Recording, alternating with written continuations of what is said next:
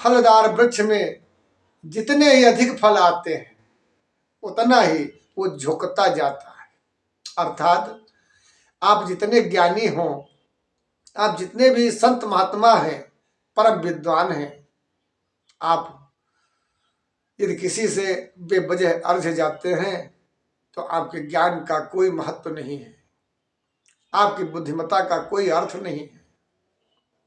ज्ञानी तो वही होता है, बुद्धिमान तो वही होता है जो फलदार वृक्ष की भांति, जिसके ऊपर अथाह अथाह पशु पंछी जीव सभी उस फलदार वृक्ष को देख करके सुखी होते हैं और कहते हैं वाह बहुत सुंदर फल है।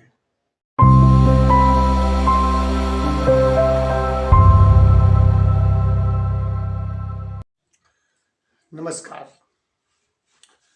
आज के एपिसोड में हम बात करने वाले हैं नन्हे मुन्ने बच्चे, हमारे नौजवान साथी सभी को जय हिंद, जय श्री राम। जैसा कि हमारे सत्य पर आधारित प्रोग्राम आप देख रहे हैं, तो दोस्तों आप जैसे महापुरुष ऑडियंस के सामने हम अपने विचार और जहाँ तक कोशिश होती है हमारी, वहाँ तक ऐसे वीडियो को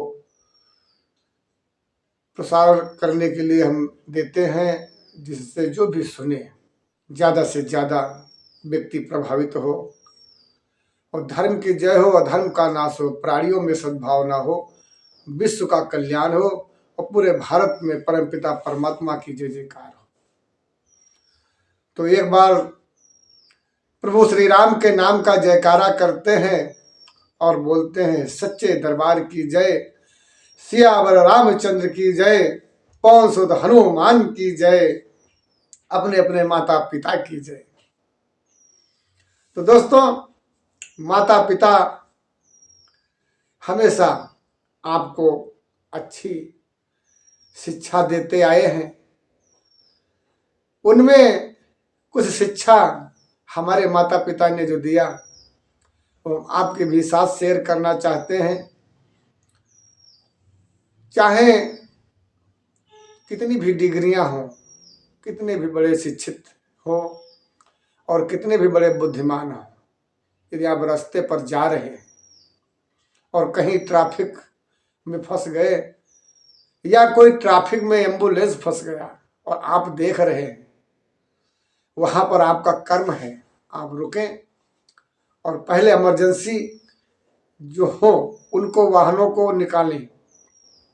आपका भी कर्म है, प्रत्येक नागरिक का ये धर्म है कि सामने वाला किसी भी प्रकार से अगर वो परेशान है तो आपका धर्म है उसकी परेशानी, उसकी मुसीबत को हल करके ही आगे बढ़े। जैसा कि आपने देखा होगा,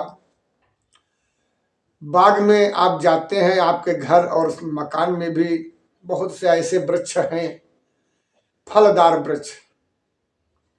फलदार वृक्ष जितने अधिक फल लगते हैं, जिस वृक्ष के अंदर, जिस वृक्ष में सबसे ज्यादा फल फूल आते हैं, जो सबसे सुंदर होता है, जो पूरी बाग में वो फल, वो पेड़, पूरे बाग की सुंदरता होती है, तो दोस्तों कीट पतंगे, बच्चे बूढ़े, यहाँ तक बाग का माली भी उसी वृक्ष के ऊपर प्रहार करता है। अगर फल अधिक ऊंचाई पर लगे हैं तो डंडे का प्रहार करता है। दोस्तों वृक्ष कबहू नहीं फल भखे, नदी न संचय नीर, पर मारत के कारणे साधुन धरा शरीर। वृक्ष जैसे जब आप बनोगे, वृक्ष जैसी जब महानता आपके अंदर होगी, जब आप स्वयं कीचड़ में, दलदल में आप होंगे और सूखे पर हमारे भोले भाले बाल ब्रह्म गोपाल ये सब तुम्हारे वृक्ष रूपी संसार पे, जीवन रूपी अथाह सागर के इस वृक्ष पर जब वो फल फूल तोड़ते हैं तो बड़ा आनंद आता है। जैसे एक फलदार वृक्ष को छोटे छोटे बच्चे फलदार वृक्ष के ऊपर डंडे मारते हैं, लेकिन फलदार वृक्ष कुछ नहीं कहता है। एक किसान अपने खेत के लिए एक उपकरण तैयार करता है जिसे लकड़ी की आवश्यकता होती है, जाता है उस फलदार वृक्ष की लकड़ी काट लेता है और अपना उपकरण तैयार करता है। फलदार वृक्ष कभी नहीं कहता है। फलदार वृक्ष में जितने ही अधिक फल आते हैं उतना ही वो झुकता जाता है। अर्थात आप जितने ज्ञानी हो, आप जितने भी संत महात्मा हैं, परम विद्वान हैं, आप यदि किसी से बेवजह अर्झ जाते हैं तो आपके ज्ञान का कोई महत्व नहीं है, आपकी बुद्धिमत्ता का कोई अर्थ नहीं है। ज्ञानी तो वही होता है, बुद्धिमान तो वही होता है जो फलदार वृक्ष की भांति, जिसके ऊपर अथाह अथाह पशु पंछी जीव सभी उस फलदार वृक्ष को देख करके सुखी होते हैं और कहते हैं वाह बहुत सुंदर फल है। कोई डंडे से मारता है, कोई पत्थर चलाता है। अर्थात हमारे जितने महापुरुष हैं, जैसे आप नन्हे मुन्ने बच्चे हो, आपने कोई योग्यता हासिल कर लिया अपने मोहल्ले में, अपने देश में, अपने समाज में, तो आपको कुछ लोग गिराने के लिए सोचेंगे, लेकिन नहीं, आप फलदार वृक्ष जैसे बनिए। कोई कहता है कहने दीजिए, कोई रोड़ा लगा रहा है उसको लगाने दीजिए, आप अपने मार्ग पर रहें जैसे फलदार वृक्ष। अगर वह राह चलते किसी पथिक से उलझता तो कोई पथिक आकर के कुल्हाड़ी से उस वृक्ष को ही नष्ट कर देता। कोई पथिक अगर कुल्हाड़ी से नहीं नष्ट करता तो उसकी डंगों को काट छाट देता। यदि डंगों को कोई पथिक नहीं काटता तो उनके कच्चे फल जो थे वो तोड़ कर जमीन में मिला देता, जिसका कोई अर्थ नहीं।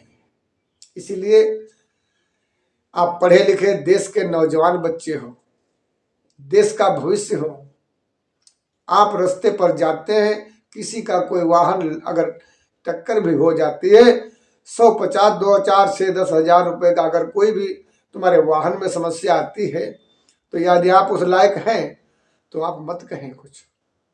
हो सकता है वो छोटे से नुकसान के आगे बहुत बड़ा होने वाला था।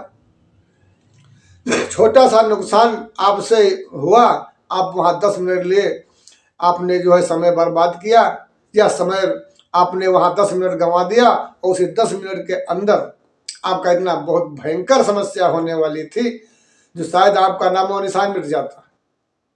लेकिन उस छोटी सी समस्या को लेकर के आपने अपना योग, अपना पैसा, अपनी पदवी उस गरीब के ऊपर दिखाने लगे कि हम तुम्हारा ये कर देंगे, वो कर देंगे और हमारा भुगतान करिए। लेकिन आपने दिमाग से नहीं सोचा, क्योंकि चलाने वाला कोई और है। पत्ते नहीं हिलते हैं जब तक उस प्रभु का संकेत नहीं होता है, तो इतना बड़ा ये अपराध कैसे हो जाता है? कैसे आपस में ये बाइक लड़ गई, कैसे आपस में ये वाहन टकरा गए? अवश्य उस प्रभु की लीला को समझ करके और छोटे से विवाद को भारी विवाद ना दें, यही महापुरुषों का कर्म है। महापुरुष हमेशा हर चीज को भूल जाया करते हैं। वो कितनी भी बड़ी गलती करता हो व्यक्ति, कहते कोई बात नहीं, यही तो भगवान का रूल है, हमारे परमपिता परमात्मा का यही रूल है। कहते हैं ये संसार है, कोई गाली देता है, कोई मलाई खिलाता है, तो कोई नाराज होता है, तो कोई प्रेम करता है। आखिर परमात्मा वो किसको जो है, वो तो उसके सभी बच्चे हैं। तो आप जब परमात्मा नहीं आपको कुछ कहता है तो आपका ये परिवार है। आप एक जगह खड़े होकर देखिए, पूरा विश्व जिसके आप पिता हैं, ये नहीं कि हम भी आप वीडियो बना रहे हैं, आप सुन रहे हैं, सुन के कांडगन निकाल दें, नहीं। आपकी जिम्मेदारी है कि आपके आस पास पड़ोस किसी भी प्रकार की कैसी भी समस्या है, ये आपका अधिकार है। आप ये ना कहें कि हम छोटे से व्यक्ति हैं। 400 500 टन एक वाहन में लगा भार, वाहन जा रहा है स्पीड से अपने लक्ष्य को प्राप्त करने, उसमें एक छोटी सी कील अगर लग जाए तो पूरा वाहन धराशायी, और जब तक वो छोटा सा पंचर टायर का नहीं बनेगा तब तक वाहन हिलने वाला नहीं है। सेम टू यहाँ पर भी आप अपने को छोटा ना समझें। छोटी एक गोली होती है, छोटी एक सुई होती है, छोटा सा एक कांटा है। कहाँ तक गिनाए हम कि जिसको आप छोटा सा, जैसे एक भुनका कहते हैं, छोटा सा अगर आंख में पड़ जाए तो क्या दिक्कत करता है। इसीलिए अपने अस्तित्व को पहचाने। महापुरुषों की यही निशानी होती है। कोई भी कुछ भी कहता है, यदि परेशान सामने वाला है तो उसको अपना तन बेच करके उसकी मदद करता है। यही सिद्ध पुरुष महापुरुषों की कहानी है। तन मन धन सब तेरा, तुझको अर्पण क्या लागे मेरा। आरती के समय तो आप खूब कहते हो, हे गिरवरधारी, हे गोपाल, हे कृष्ण कन्हैया, हे प्रभु श्री राम। कहते हैं ओम जय जगदीश हरे, भक्त जनों के संकट क्षण में दूर करे। प्रभु तन मन धन सब तेरा, क्या लागे मेरा। आप आरती में मंदिर में तो कहते हो, लेकिन हकीकत में भी कभी करके देखो। मैं वादा करता हूं, मैं परमात्मा का कोई वो नहीं वो तो जन्म जन्म मुन जतन कराई, लेकिन हाँ उस प्रभु ने हमें जरूर बैठाला है। आप इसका विश्वास करिए, आप विश्वास करें, उस प्रभु ने ही हमें बैठाला है। ये कड़वा सत्य है। विश्वास दिलाते हैं, हकीकत मानो। अगर आपको नहीं मालूम तो आपका कोई भी घर में परिवार में समस्या हो, दिक्कत हो, तो आप एक अर्जी, छोटी सी अर्जी ले लीजिए और अपने जहां स्थान पर रहते वहां लगा दीजिए। और फिर लगाने के 20 मिनट बाद आप मुझे कॉल करिए और देखिए नेटवर्क तुम्हारा धूपबत्ती लगाने के पहले ही हम तक पहुंच जाएगा। बड़ी मजेदार कहानी है दोस्तों। मेरा काम है धर्म की जय, अधर्म का नाश हो, प्राणियों में सद्भावना हो, विश्व का कल्याण हो। यही मेरा कर्म है। मैं चाहता हूं ये हमारा देश सब खुशहाल हो। हमारे पदाधिकारी गण जो हैं, हमारे ये अधिकारी महोदय सब अपने अपने कार्य में निपुण रहें और इनको कोई भी दिक्कत ना हो। क्योंकि जब छोटा सा नीचे का व्यक्ति, अगर कोई अनपढ़ व्यक्ति अगर कोई खुराफात या अभद्र भाषा करता है, तभी महापुरुषों को कष्ट होता है। इसीलिए हम ज़्यादा से ज़्यादा चाहेंगे जो हमारे जो बेचारे अशिक्षित लोग हैं, तो मेरे दोस्तों जब तक अंगूठा नहीं लगेगा तब तक राशन नहीं मिलेगा। आप बड़े महान हैं, इसलिए अपनी योग्यता को जानिए। फलदार वृक्ष कभी किसी से झगड़ा नहीं किया करते, वो हमेशा झुके रहते हैं। इसीलिए फलदार वृक्ष बने, फलदार वृक्ष बनो। और जिस वृक्ष में जितने फल होते हैं वो उतना ही झुकता है, वो उतना ही नॉर्मल होता है। ठूठ क्या, ठूठ क्या, आखिर जो ठूठ है उसमें ना तो फल है ना पत्ते हैं, वो क्या। अब कोई रस्ते रस्ते ठूठ मिल गया तुमको, तुम तो फलदार हो। वो कहेगा हूं है हूं, तुम भी आगे उसी के बात में ताक दिना दिन होने लगा। वो तो ठूठ है, वो तो जलाने के काम आएगा। लेकिन आप तो फलदार वृक्ष हो, आपका तो एक रोम रोम कीमती है, आप उसके लायक नहीं हो। उससे हाथ जोड़ लोगे तो भैया क्षमा करो, हम तुम्हारे इतने नहीं हैं, आप जाइए। उस रास्ते से व्यवधान को हटा दीजिए। जो सार होते हैं, जो सार, जो ठूठ, वो हमेशा झगड़ा करने की सोचते रहते हैं, क्योंकि वो उनके पास कुछ है ही नहीं। और जिनके पास है वो झगड़ा करने की उनकी क्षमता नहीं। तो मेल कैसे होगा? ठूठ का और आप फलदार का कोई मेल नहीं। इसलिए रास्ते पर कोई भी झगड़ा आपसे करता है उसे क्षमा मांग लो, भैया आप महान हो, ठीक है। अगर नहीं मानता है तो फिर 112 मंजूर है, वीडियो बनाओ, प्रशासन का सहारा लो, प्रशासन खुद तुम्हारी मदद करेगा। आप झगड़ा ना करें। फलदार वृक्ष कभी किसी से झगड़ा नहीं किया करते।